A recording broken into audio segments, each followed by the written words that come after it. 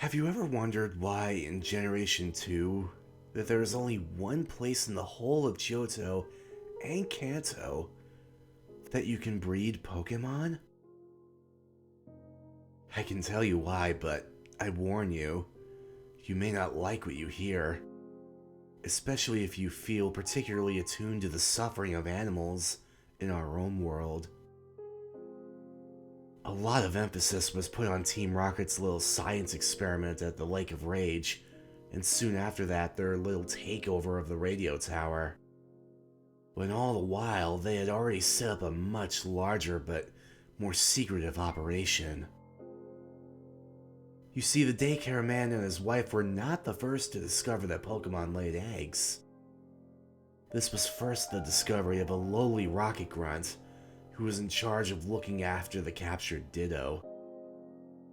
The rocket grunt, Hiroshi, thought he had the easiest job in the whole organization. Not once had he run into that 11-year-old child who had single-handedly defeated Team Rocket not even a year ago. And he was not even respected enough to have his plans follow through, so he's never messed up so badly that he'd have to come face to face with Giovanni to explain himself. Hiroshi really did have it easy. All he had to do was make sure the Pokemon weren't too loud, that they were generally fed, and on the rare occasion that they soiled themselves, he had to wipe it up with a rag. The Ditto were kept in squalor. Hiroshi was regularly required to electrocute them if they were not silent. However, most nights they remained silent, with only a sad humming song that resonated down the filthy hallway. Each cage, no more than 20 by 20 centimeters, an electrified mesh wire held 2 Ditto. The transformation pits also held 2 Ditto, but were 10 by 10 feet wide to accommodate for the shape-shifting into larger Pokemon, all controlled by electrical frequencies as to what Pokemon they became. They all sang, one after another, and as the song spread outwards, Hiroshi felt his eyes begin to flutter. He felt compassion for the beasts, cramped in their cages, or in the transformation pits.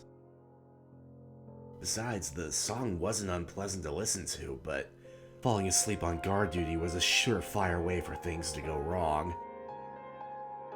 To help keep him awake, he reached for a Pokeball. When the energy was released from the ball, an Arcanine padded towards its master. If you smell anything out of place, or if they try to escape, use whatever force you think is necessary. The Arcanine nodded its large head and patted down to sit next to its master. With that, Hiroshi nodded his head and almost instantly fell asleep. The song continued to resonate in his dream. He felt he had not slept for all of 10 minutes before he was woken by a terrible squealing and panting. His eyes bolted open and, in a panic, he scanned the battery cages in the transformation pits.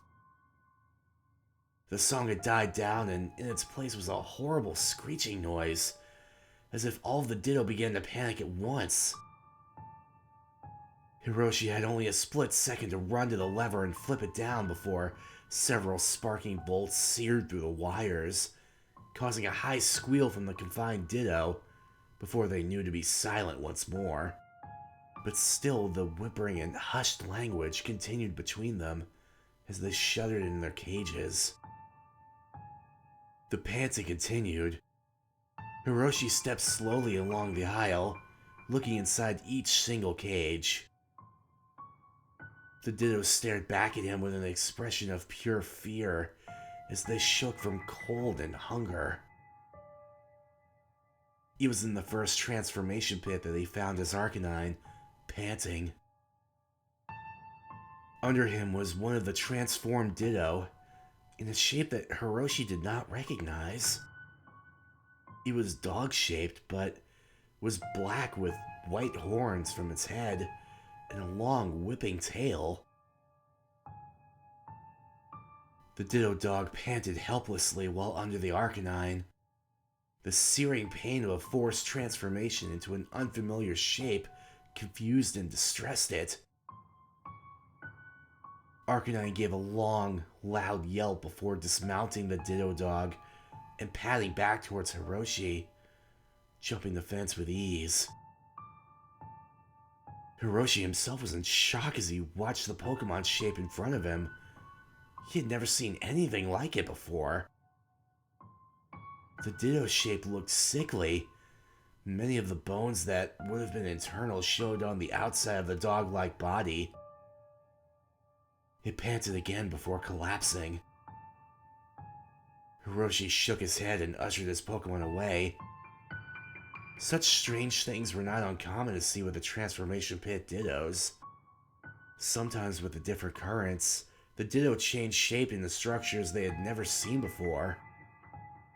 Excited by the concept of new Pokemon, Team Rocket had tried desperately to get the Ditto to stabilize into their new forms, to no avail. What disturbed Hiroshi, however, was the way in which his Arcanine had simply melted the poor creature.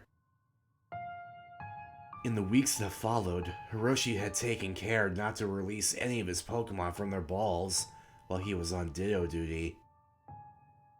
He paid extra attention to the Dark Dog Ditto, who laid sprawled on the floor of the pit, tongue rolling from its mouth and its breathing extremely labored.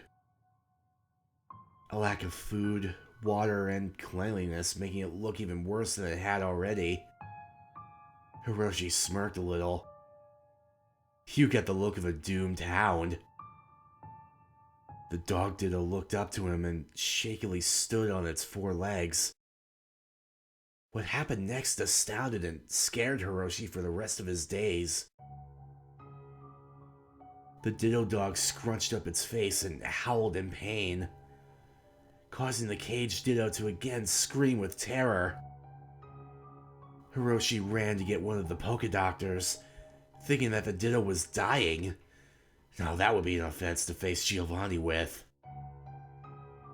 When they both had returned, the Ditto dog was still standing and howling inhumanely, a high-pitched squeal as its innards burst from its backside and fell into a bloody heap behind it.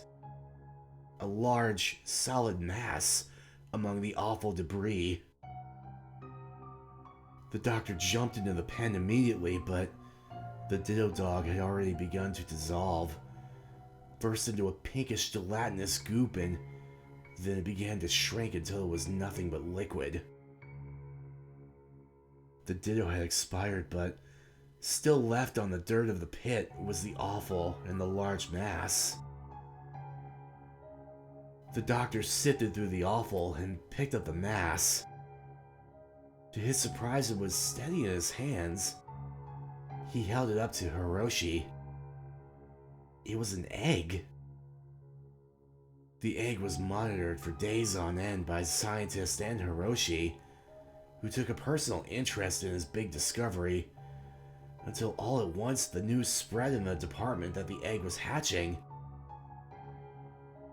There was a big commotion at the department as people crowded round the small table. The egg began to shake and crack, little splinters coming off in pieces, before a dark head emerged. It was disgusting. It was gruesome. It looked evil. It was new. Black as night, with its skull seeming to be visible on the outside and its ribs protruding from its back.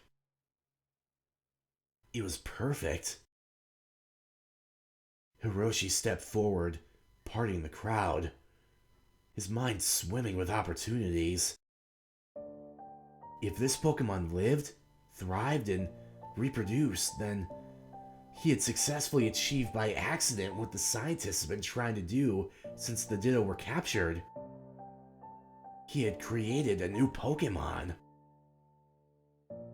Its mother, Ditto, was a doomed hound, Houndour.